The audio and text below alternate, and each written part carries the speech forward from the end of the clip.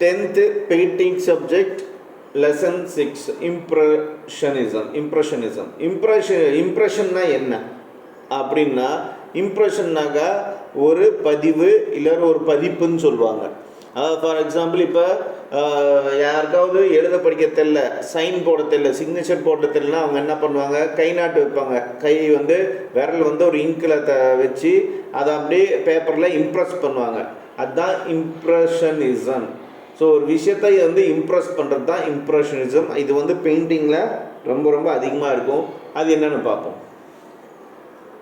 Impressionism was an artistic movement that drew inspiration from the simplicity of everyday life.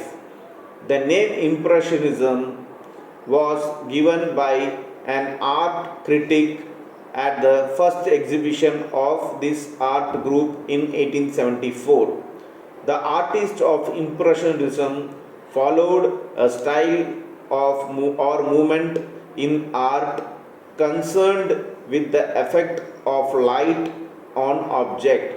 They came out of the studio to paint in open air, working quickly to create an impression of what they felt in visible universe.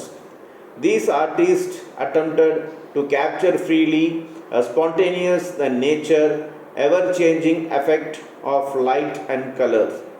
Impressionists came to represent a major break between classical and modern painting.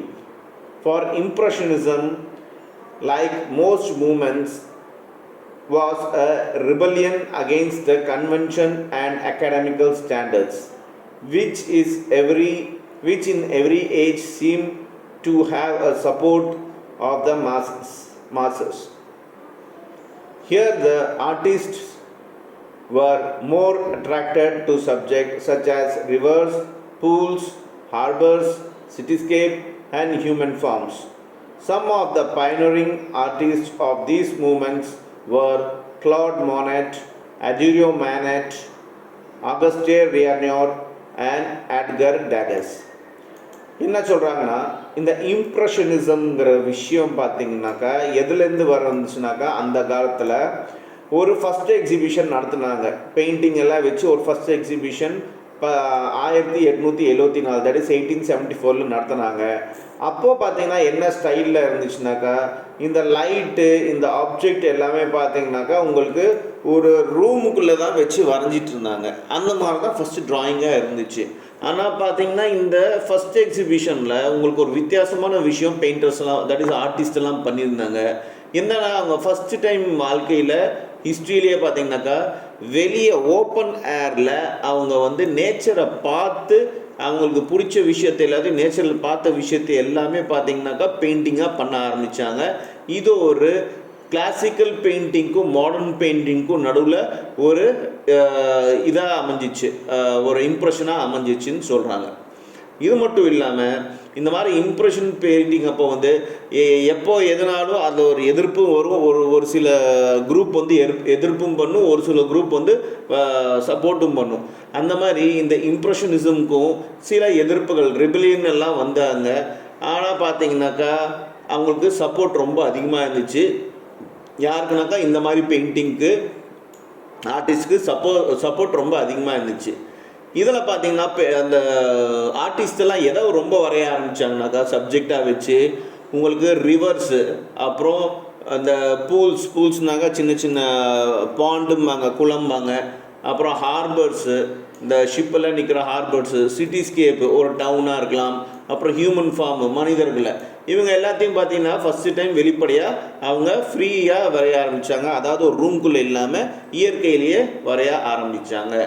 இதில் ஒரு சில முக்கியமான artist எல்லாம் யாருன்னாக்கா cloud Monet, எட்யூரோ Manet, Auguste ரெனாய்ர், அப்புறம் Edgar டெகாஸ்.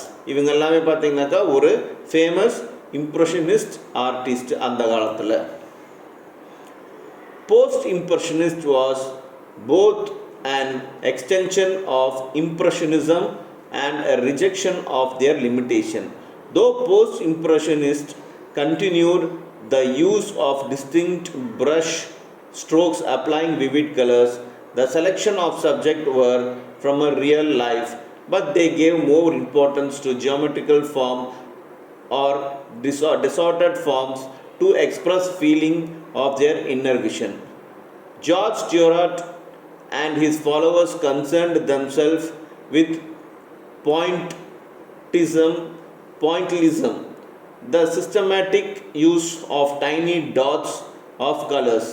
Paul Cézanne introduced a sense of volume and structure of painting, while Gaulin and Vincent van Gogh used colors and vibrant swirling brush strokes to convey their feelings and their state of mind. So இந்த இம்ப்ரெஷனுக்கு அப்புறம் என்ன ஆச்சு அப்படின்னா, இப்போ இவங்க எல்லாமே famous பண்ணிட்டாங்க 1874. அதுக்கப்புறம் வந்தவங்க இந்த இம்ப்ரெஷனிஸ்ட்டை வந்து இந்த ஃபார்முலா வந்து ஆர்டிசமில் தட் இஸ் இந்த பெயிண்டிங்கில் வந்து அவங்க ஃபாலோ பண்ண ஆரம்பித்தாங்க. அப்படி ஆரம்பிக்கும் போது பார்த்திங்கனாக்கா இது ரியல் லைஃப்பில் இருக்கிற எல்லா விஷயத்தையும் வந்து அவங்க வரைய ஆரம்பித்தாங்க. ஒன்று, அதாவது ஃபீலிங்ஸு, மனிதர்களோட ஃபீலிங்ஸு, அப்புறம் நேச்சரில் பார்க்குற இது, அப்புறம் விஷன்ஸ், இன்னர் விஷன்ஸு, அப்புறம் ஸ்ட்ரோக்ஸு, இந்த மாதிரி ப்ரஷ் ஸ்ட்ரோக்ஸு, பெயிண்டிங் வரையும் போது ப்ரஷ் ஸ்ட்ரோக்ஸ் ரொம்ப முக்கியம். அதை நிறைய கலர்ஸுங்கெல்லாம் யூஸ் பண்ண ஆரம்பிச்சாங்க விதவிதமாக. இதில் ஜார்ஜ் சியூராட்டுங்கிறவர் என்ன பண்ணார்னாக்கா, அவரோட ஃபாலோவர்ஸ் எல்லாம் பார்த்திங்கனாக்கா இந்த பாயிண்டில்சம்ங்கிற ஒரு விஷயத்தை ஃபாலோ பண்ணாங்க. அது வேறு எதுவும் கிடையாது, சின்ன சின்னதாக பாயிண்ட்டை வந்து டாட்ஸை வந்து வச்சு அதை வந்து கலர் பண்ணுறது. அது மூலமாக ஒரு பிக்சரை, ஒரு ஃபேஸோ இல்லை ஒரு சப்ஜெக்டையோ வரைகிறது, அந்த மாதிரி ஃபாலோ பண்ண ஆரம்பித்தாங்க. அப்புறம் பால் சிசான் அவர் ஒரு விஷயத்தை இன்ட்ரடியூஸ் பண்ணார். என்னன்னாக்கா வால்யூம் அண்ட் ஸ்ட்ரக்சர் டு பெயிண்டிங்கிற ஒரு விஷயத்தை வந்து ஒரு சென்ஸை வந்து இன்ட்ரடியூஸ் பண்ணார். அப்புறம் கவுலின் அண்ட் வின்சென்ட் வேன் கோ அவங்க என்ன பண்ணாங்கனாக்கா, அவங்க நிறைய கலர்ஸ் யூஸ் பண்ணாங்க. அது இல்லாமல் ஸ்க்ரூலிங் ப்ரஷ் அப்படிம்பாங்க, அதாவது அந்த ப்ரஷ்ஷை வந்து அப்படியே வளைச்சி வரைகிறது, ஒரு சில இடத்துல ஸ்ட்ரோக்ஸு. அந்த ஸ்ட்ரோக்ஸில் பார்த்திங்கனாக்கா அந்த வரைகிறவங்களோட ஃபீலிங்ஸு, அவங்க ஸ்டேட் ஆஃப் மைண்ட் எந்த மூடில் இருக்காங்கிறது அதுக்கு தகுந்த மாதிரி அந்த ஸ்ட்ரோக்ஸ் இருக்கும் அப்படின்னு சொல்கிறாங்க.